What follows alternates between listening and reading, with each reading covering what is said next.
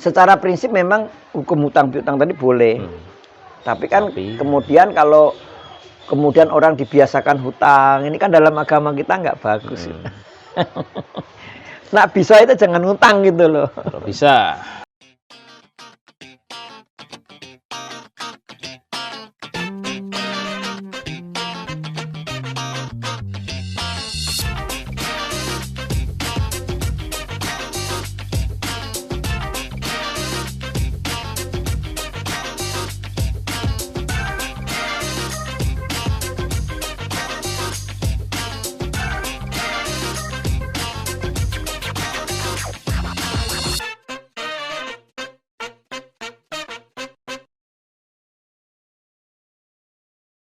Oke, kita mau mulai tapi dihidangkan sesuatu.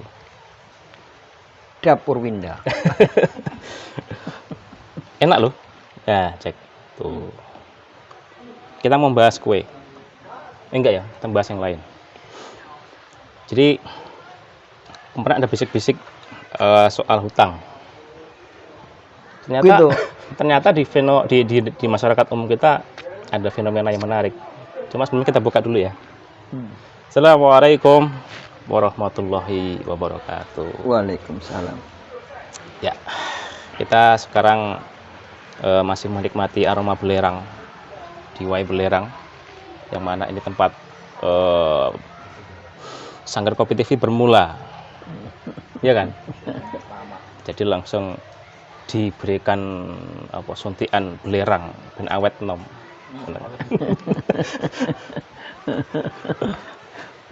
Dan ini di Kalianda. Tentunya bersama Abah Lutfi. Gimana? Wawai gawo. Wawai, insyaallah sehat. Oke, gimana kita membahas soal utang? Ya, ada pengalaman pribadi lah soal ini. Gimana tuh? Kayaknya curhatan nih. Iya, sedikit.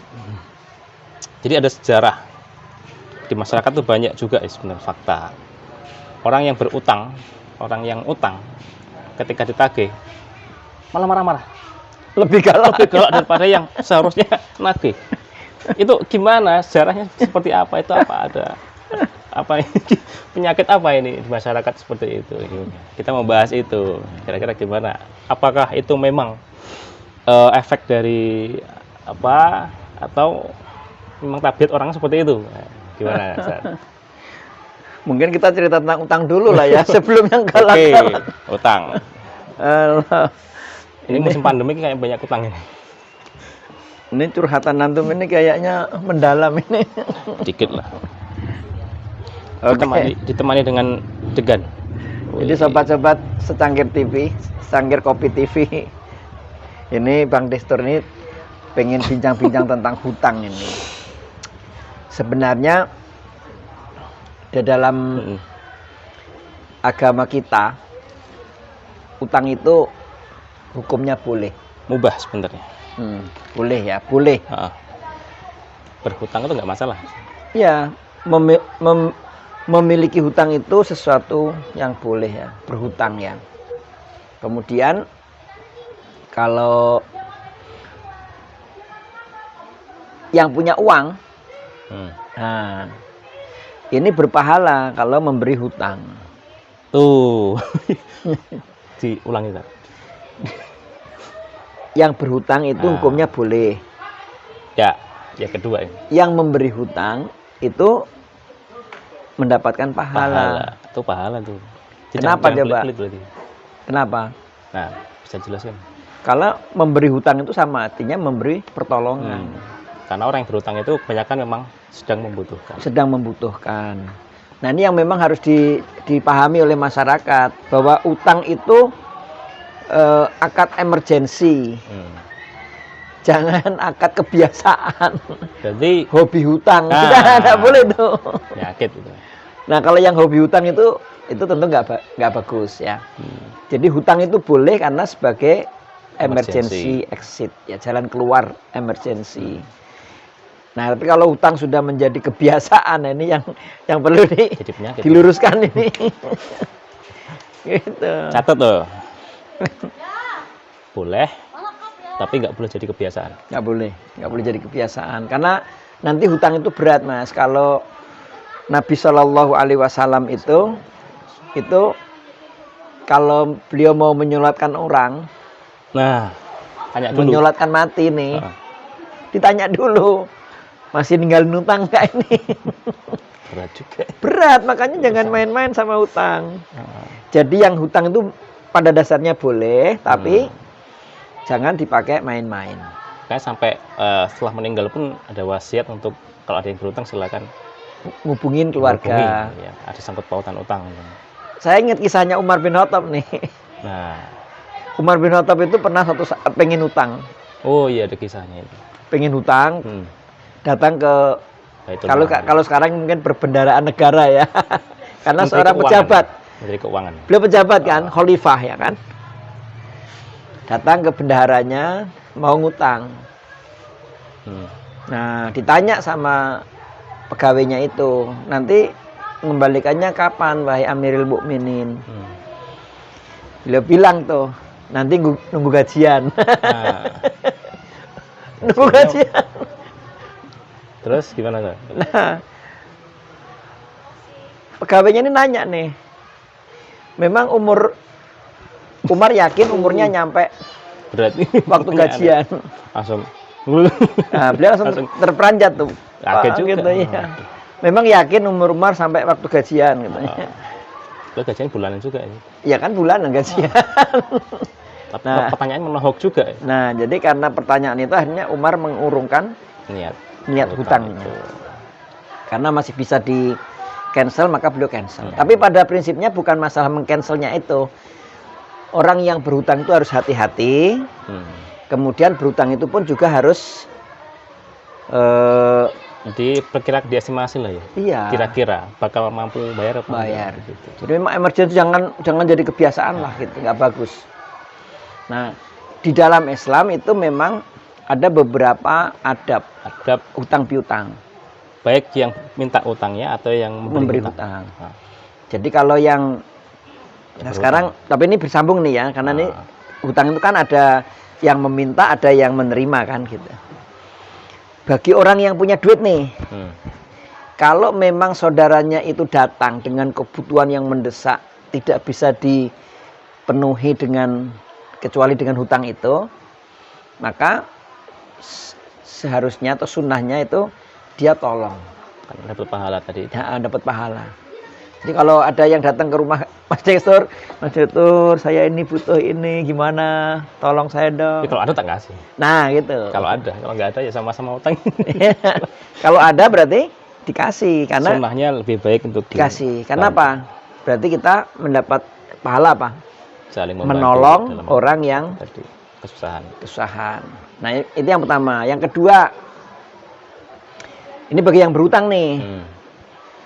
Orang yang berhutang itu kalau yang memang sudah mampu bayar, itu segera dibayar. Kalau perlu sebelum jatuh temponya. Janji sebulan, ternyata baru seminggu udah punya duit, cepat dibayar. Karena memang hutang ini kan akad sosial. Akad sosial. Jadi udah ditolong, begitu waktu bayar susah. Nah, gitu. Nah, Mending kalau susah itu karena belum punya. ditahan buat yang lain. Nah, jadi prinsipnya orang yang punya hutang itu harus secepatnya, sesegera mungkin membayar, bahkan sebelum waktu jatuh tempo. Kalau memang sudah mampu. Kalau orang ini sengaja, ini mau menang nih, Itu. sengaja malah galak lagi. Udah ketok-ketok malu, bikin malu juga yang nagih kan akhirnya. Jadi kalau dia mampu bayar, segera bayar. Nabi mengingatkan siapa yang punya hutang dan dia mampu membayar, tidak segera dibayar, maka dia telah berbuat dolim. Waduh, berat. Orang Kan, yang zalim. kan contohnya gini Bang Nestor, ini contoh kenapa dolim. Saya nih, katakanlah saya punya hajat nih, datang ke tempat Bang Direktur mau utang. Pertanyaannya, uang yang saya utang tadi miliknya Bang Direktur apa punya saya? Ya saya. Oke, punya Bang Direktur kan? Kira-kira Bang Destur dapat uang itu gampang apa susah? Ya, susah dong kan. Perlu perjuangan lah paling buat enggak. nyari lah ya. Kerja lah gitu ya, keringatnya Bang Destur, tapi yang pakai siapa? Yang berutang. Yang berutang, saya yang ngutang, yang pakai saya. Ini giliran sudah punya uang nggak dikembaliin kan dolim. Marah-marah lagi. Marah-marah lagi. Berutang segini aja mungkin. Padahal tadi sudah apa? Mestinya kan uangnya Bang Destur kan bisa mau untuk apa, untuk keperluan keluarga gitu, Bang. Barangkali lagi butuh juga kan barangkali. Nah, gitu. Makanya Rasulullah mengatakan matlul ghani dzulmun. Orang yang punya hutang dan dia punya kemampuan untuk membayar, ditunda-tunda, itu sebuah kezaliman. Bahaya. Nah, ini nomor berapa tadi? Nomor dua. Itu. Dua Dong. Kalau ada utang dikasih. Ada yang berutang dikasih kalau kita mampu. Kedua, kalau udah punya utang segera dibayar. Sekarang yang ketiga nih. Kalau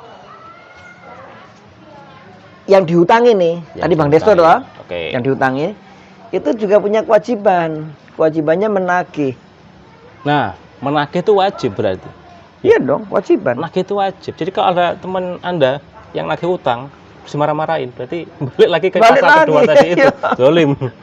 Iya dong, diingatin buat lupa gitu, diingatkan, ditagih dengan cara yang ma'ruf ya.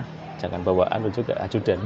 Jangan bawa ajudan kemudian kayak kasus debt collector akhirnya dipukulin. Yang kasus-kasus di Jakarta yang pernah terjadi itu kan. Sampai dipukulin. Nah, itu enggak boleh itu, enggak boleh. Dirampas di jalan enggak boleh, tentu dengan cara yang ma'ruf. Baik ya. Harus ditagih. Harus ditagih. Nah, nomor 4 nih. Yang lain, yang keempat. Kalau terjadi nih, kok ternyata yang berhutang itu gagal bayar ketika tempo. Maksudnya sudah jatuh tempo, nggak mampu bayar di waktu yang seharusnya. Jadi kan kalau janjian kan, kalau hutang kan saya harus tentukan nih waktunya nih. Dicatat juga kan? Iya. Nanti yang nomor berikutnya dicatat. Oh ya. Catat itu bagian dari adab ya. Nomor 4 dulu.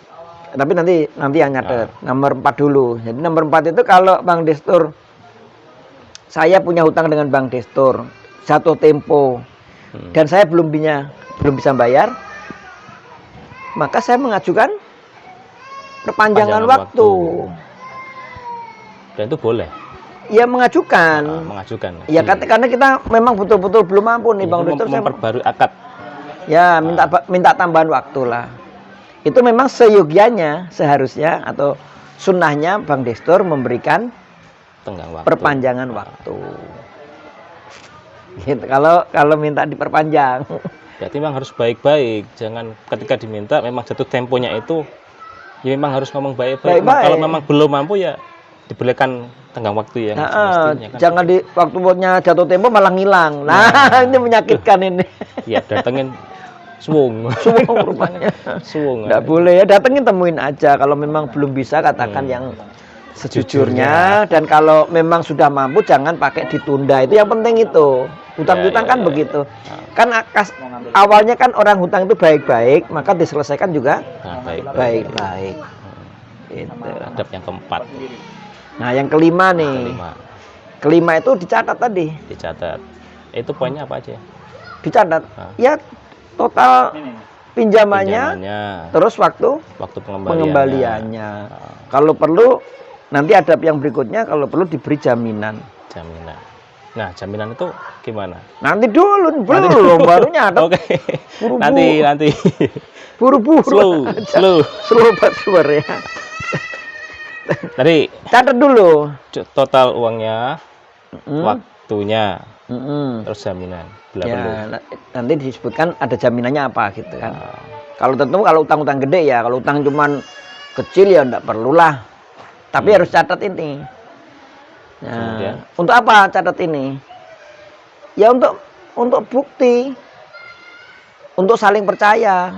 Ini kan kadang-kadang nih, mohon maaf nih permisa nih, mohon maaf nih kadang-kadang kalau ada orang yang utang nih, terus disodorin kwitansi, tanda terima uang, malah marah dia. Apa sih? Kayak nggak percaya aja. Justru dicatat itu karena saya percaya dengan Anda. Gitu. Dan itu sunnahnya begitu. Sunnahnya begitu. Itu diperintahkan dalam Al-Quran. Farihanum makbudoh. Kalau kamu jual beli tidak kontan itu, atau jual beli tempo itu, maka catatlah.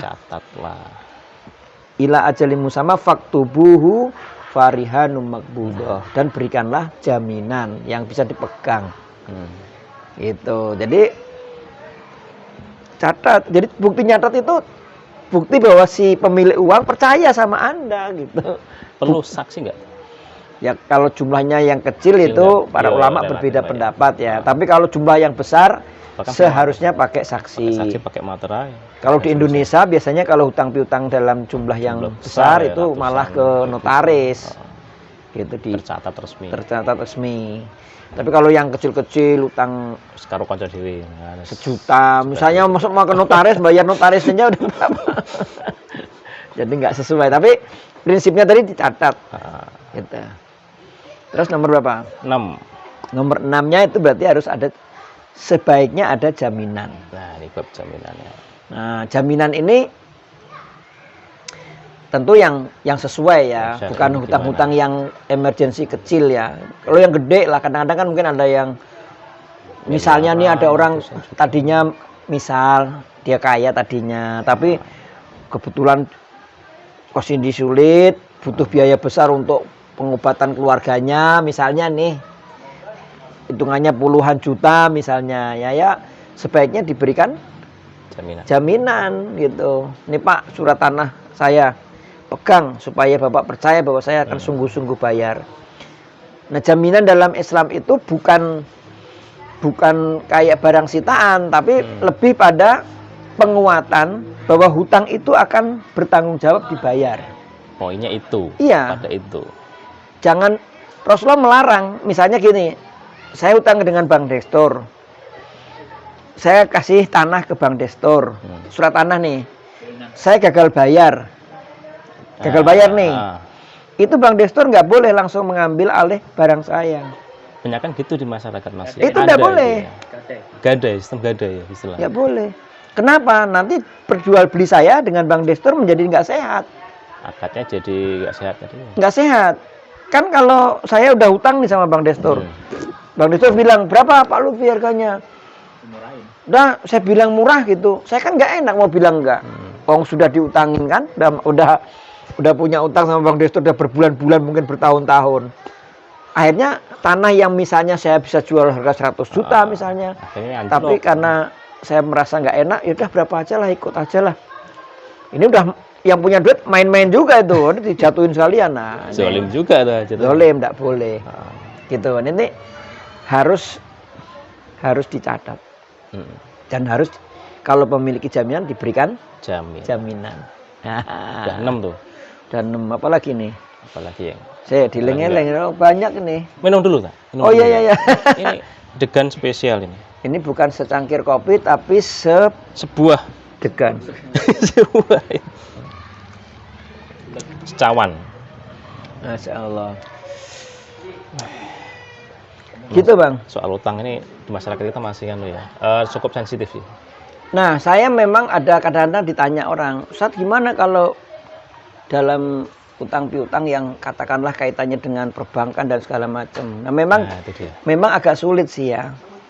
Banyak ya perbedaan pendapat gimana? Ya, secara prinsip memang hukum hutang piutang tadi boleh. Tapi kan kemudian kalau kemudian orang dibiasakan hutang, ini kan dalam agama kita nggak bagus. Nah, bisa itu jangan hutang gitu loh. Kalau bisa. Mau beli mobil ya udah nggak usah pakai kredit gitu, nabung gitu. Nabung dulu. Nah, inilah perbedaannya kalau Islam itu diamalkan dalam kehidupan kita sehari-hari. Ya itu ya. Mungkin itu dulu ya poin-poinnya. Nanti kalau kita bahas soal utang, bagaimana transaksi kita dengan utang dengan apa? Sekarang kan UMKM itu sangat dimudahkan katanya kan, untuk pinjaman-pinjaman itu. Mungkin kita bahas dengan waktu soal bagaimana sih hukum soal pinjaman ke perusahaan keuangan yang konvensional, lembaga yang keuangan tercium ribawi dan sebagainya. Tapi memang para ulama sudah menegaskan kalau hutang piutang jangan sampai yang dengan riba.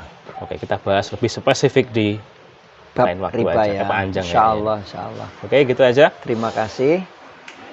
Semoga teman-teman yang sedang berutang segera melunasi, dan teman-teman yang sedang diutangi sedikit Lebih sedikit, bersabar. melapangkan hatinya untuk bersabar. Dapatnya pahala loh, dapatnya pahala loh. Oke. Ya, ya. Yang saya utangi mohon maaf ya. Jujur juga. Oke, kita tutup. Semoga bermanfaat. Jangan lupa untuk komen-komen kalau ada pertanyaan. Oke, kita juga mau jawab itu ya, pertanyaan part kedua. Oke. Nantikan di sesi berikutnya. Assalamualaikum warahmatullahi wabarakatuh. Like, share, Waalaikumsalam. subscribe, dan donasi di bawah. Oke. Sambil ngobrol apa?